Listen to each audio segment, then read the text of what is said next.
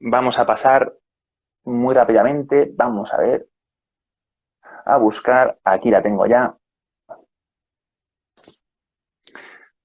Doctora Marta Redondo. Vamos a pasar con ella. A hablar un poquito de psicología. Hola, ¡Qué Marta. Buenas velocidad! tardes. Buenas tardes, Emilio. ¿Qué tal? He ido rápido, rápido. Madre Vamos mía, ahí, sí. estamos ahí. Bueno, Marta Redondo, doctora en psicología, profesora de la Universidad de Camilo José Cela y directora del área de salud. No he apuntado, tampoco. No te lo había puesto Mi fácil. memoria de pez no daría.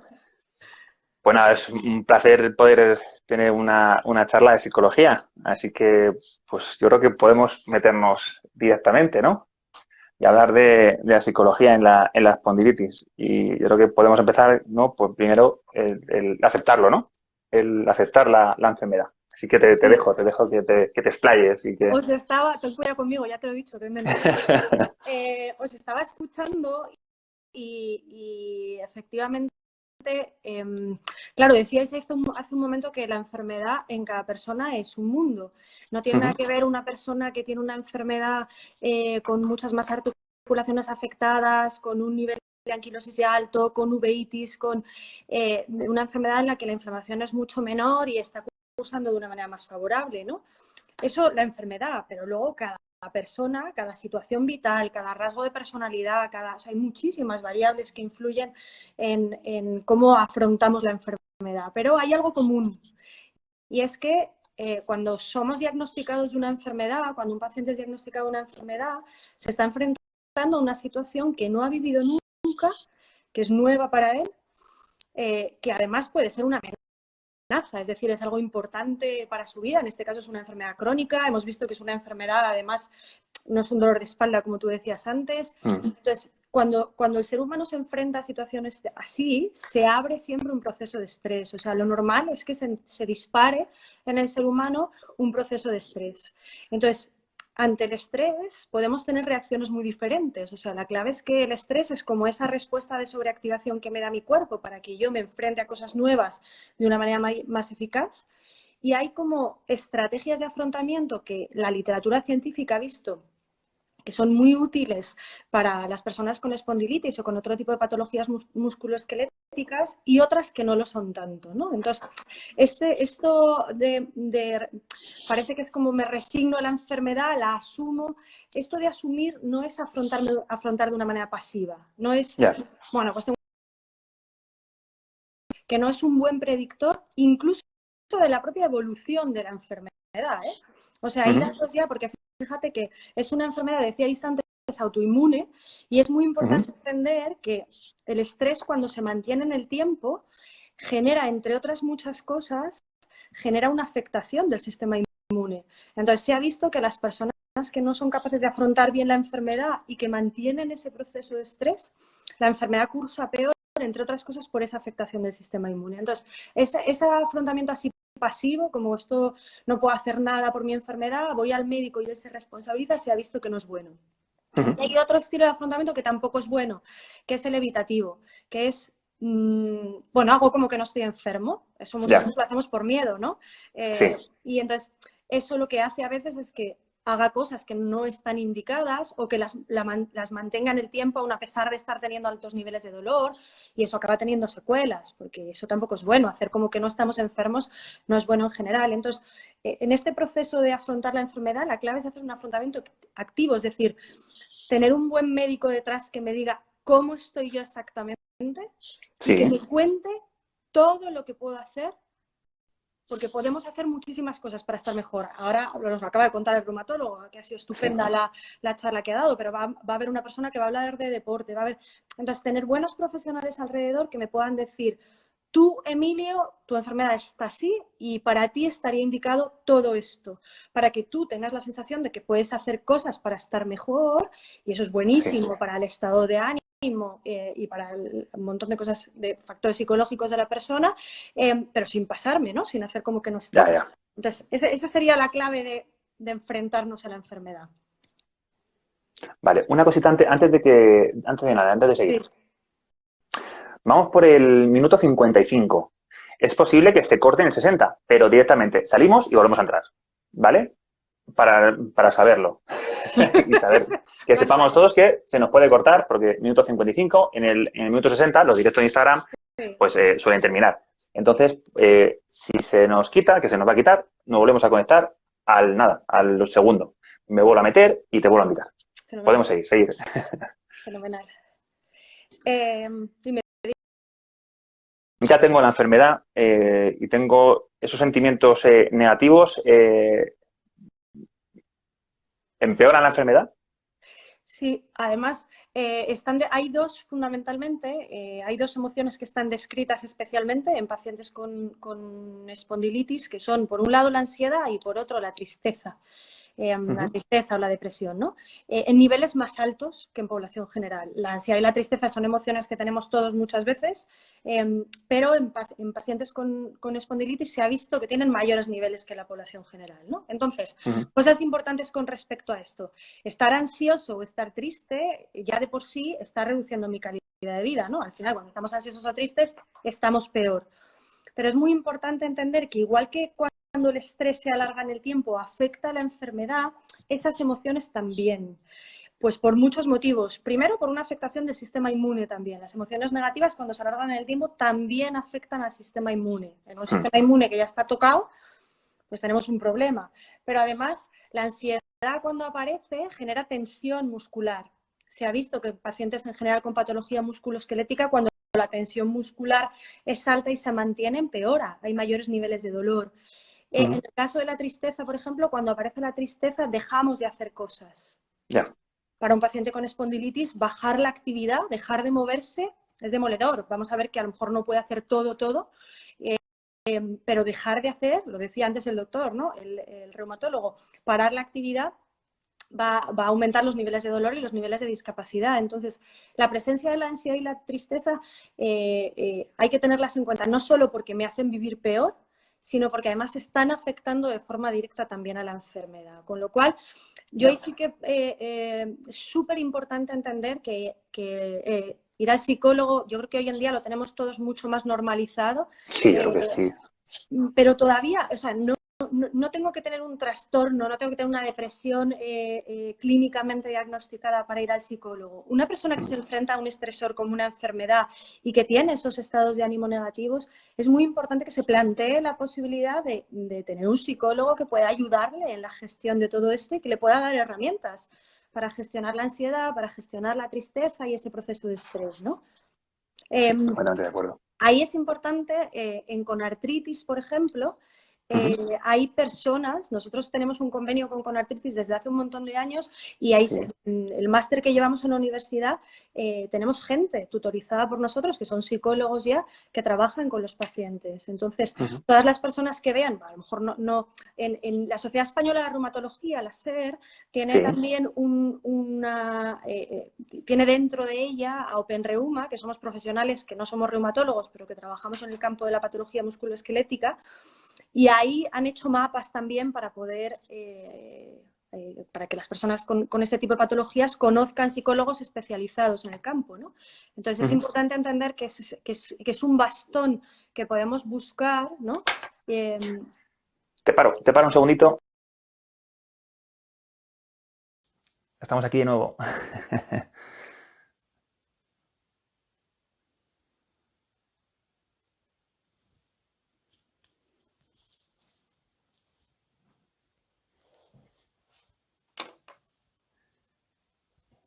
Estamos recuperando todos aquí. Es lo malo de Instagram, ¿no? El directo, 60 minutos, se nos corta, seguimos. Ha sido una pequeña pausa.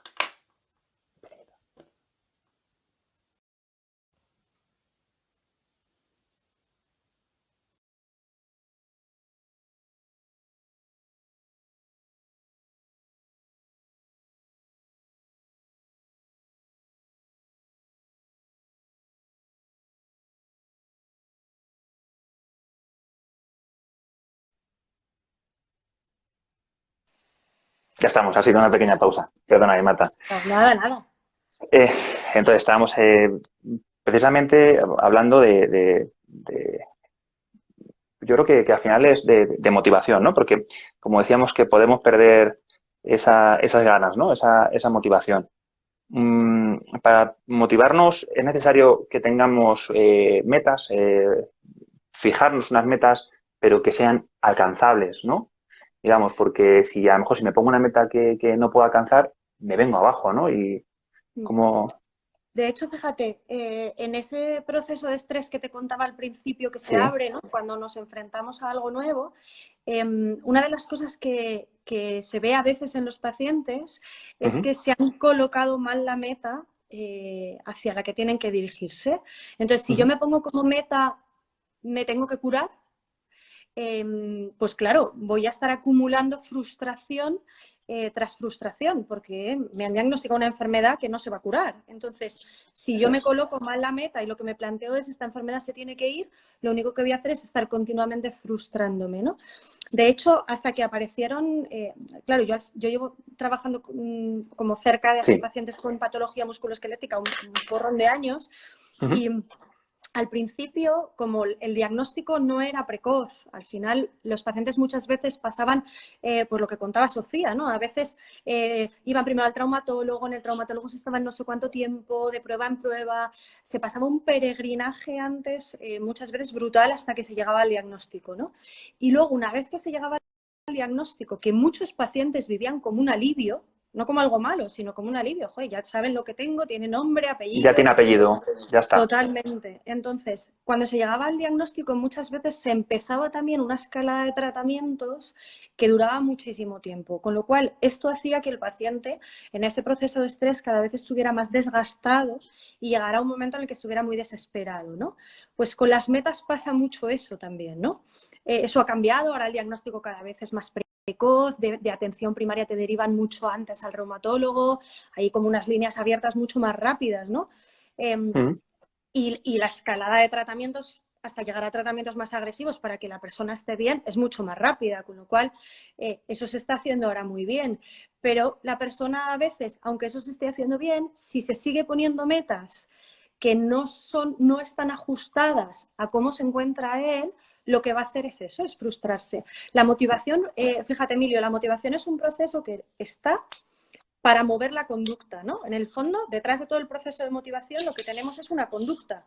La motivación está para que empecemos conductas y las mantengamos en el tiempo, ¿no? Y para eso nos ponemos las metas, para empezar conductas y mantenerlas en el tiempo. Para eso está una meta. Pero claro, si yo la meta me la pongo, por ejemplo, en función de lo que veo en fulanito que tiene la misma enfermedad que yo y le veo que está haciendo X cosas, pues puede ser que me esté poniendo una meta que sirve para él, pero para mí es una meta inalcanzable. Con el deporte, por ejemplo, no me quiero meter en algo que va a entrar otra persona después, pero al final la clave es, esa meta es estupenda para esa persona y para ti es estupendo hacer deporte, pero no con esa intensidad, no es de esa duración, no ese tipo de deporte, no con ese tipo de... Es que pasa que si yo me pongo tu meta,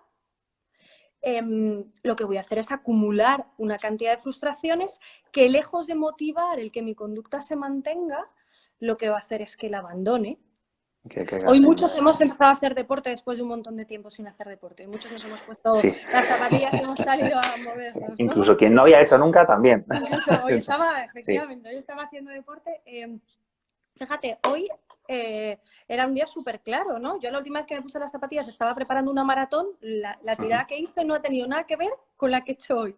Si yo hoy me hubiera puesto un objetivo parecido al de ese día, probablemente ahora mismo no podría ni hablar contigo porque me habría lesionado o estaría hecha polvo, ¿no? Entonces, era súper importante que yo, para poder mantener la conducta de correr, que me hace muchísimo bien para muchas cosas, hoy me pusiera una meta realista a cómo está mi cuerpo, que no es peor que el de no sé quién, es que lleva 40 días parado, tiene un estado físico previo X, etcétera, ¿no? Entonces, es muy importante entender que las metas están muy bien porque guían la conducta y ayudan a mantener la conducta, pero para que una meta funcione tiene que ser una meta, uno, concreta, eso es muy importante, y dos, asumible, realizable por mí, ajustada a mí, ¿no?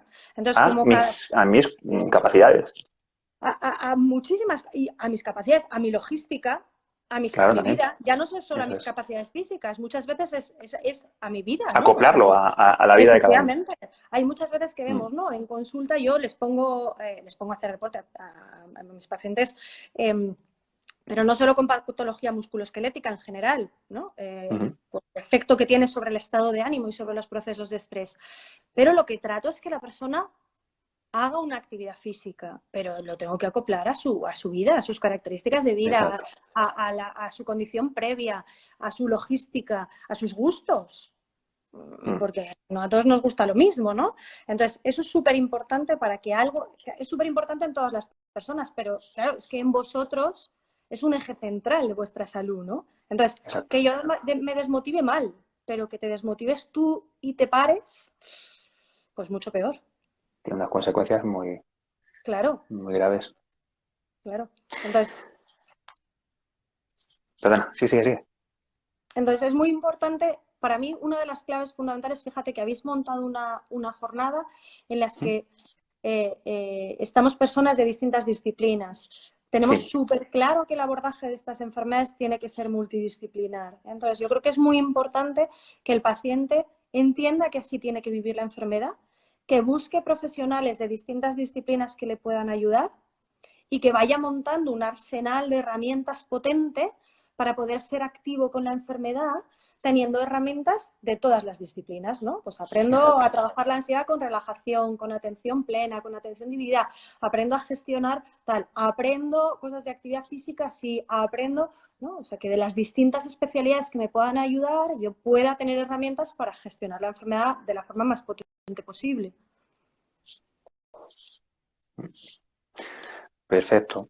Pues con esto la verdad es que hemos visto bastante bien aceptación, sentimientos negativos, motivación. Yo creo que podemos pasar porque seguramente haya un montón de preguntas por aquí que estén haciéndonos y que de hecho hay bastantes. Fenomenal, yo soy miope, aquí me ayudas tú. Sí, a mí también me tienen que ayudar, ¿eh? A mí me tienen que ayudar también.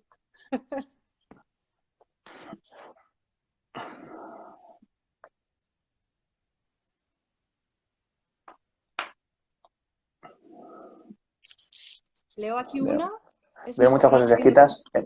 Sí, a leo ver. aquí una, es mejor dejar de fumar, menos profesionales yo sola, no entiendo muy bien lo que quiere Aquí decir. pone, recordemos que tenemos una enfermedad, pero no somos una enfermedad. No dejemos que ocupe toda nuestra vida. Esto pone.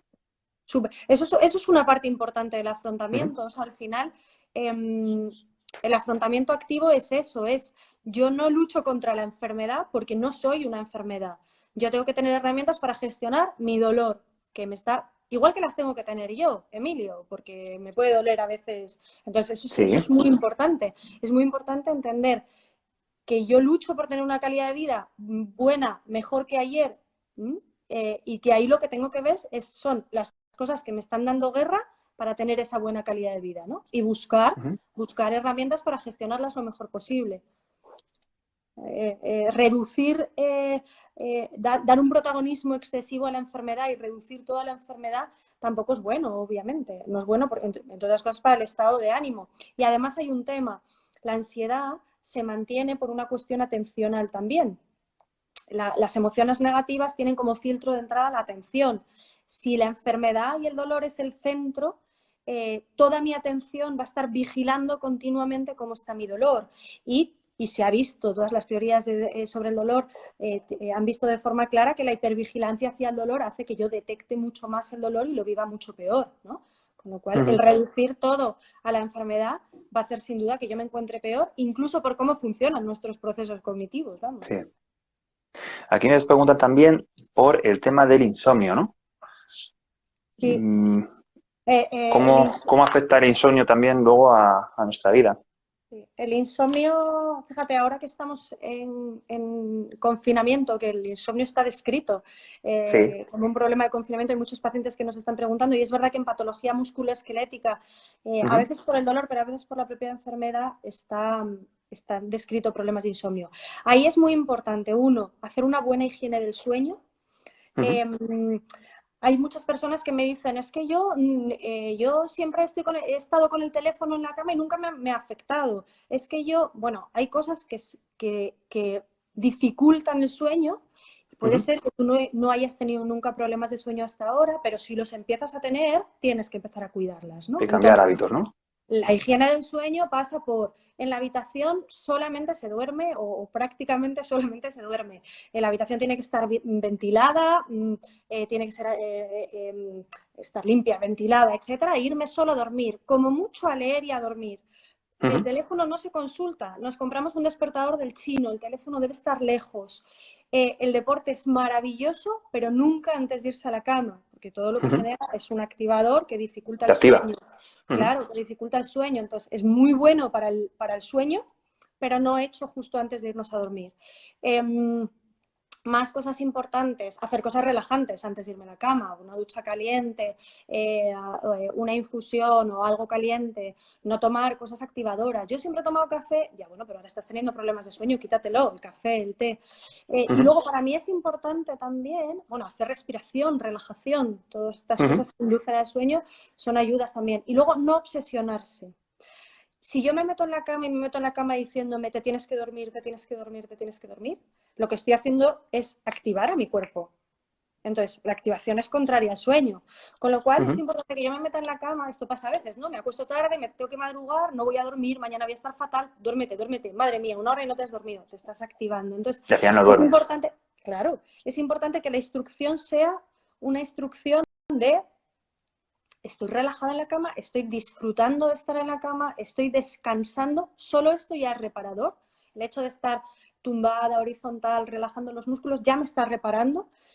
Disfruta de esto, ¿no? Normalmente, saber que eso me está reparando, que eso está suponiendo ya un descanso para mí, hace que no me exija el dormirme y la consecuencia natural suele ser que me acabo durmiendo, ¿no?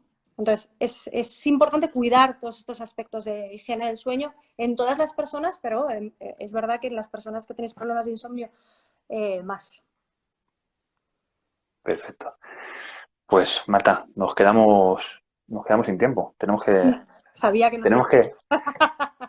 Lo sabíamos, Un lo placer, sabíamos. Emilio. Eres Pero un bueno, crack. no, muchas gracias a ti Enhorabuena por todo lo que por estás este ratito. haciendo y mucha suerte, que os va a ir fenomenal. Trabajo Estoy de para lo equipo. que necesitéis. Muchísimas gracias. Un Un beso abrazo. grande. Chao. Chao, Adiós. chao.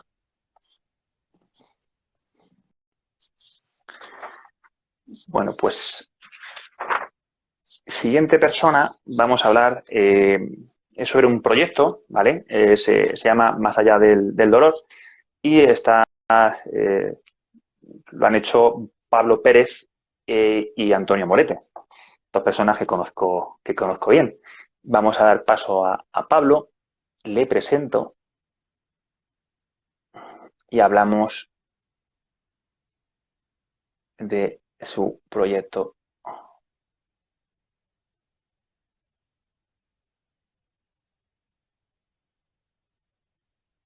Vamos a ver, Pablo, si te veo.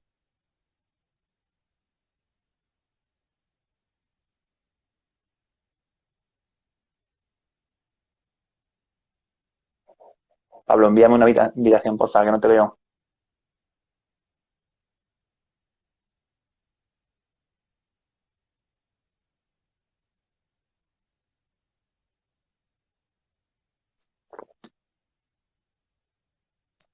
Pablo,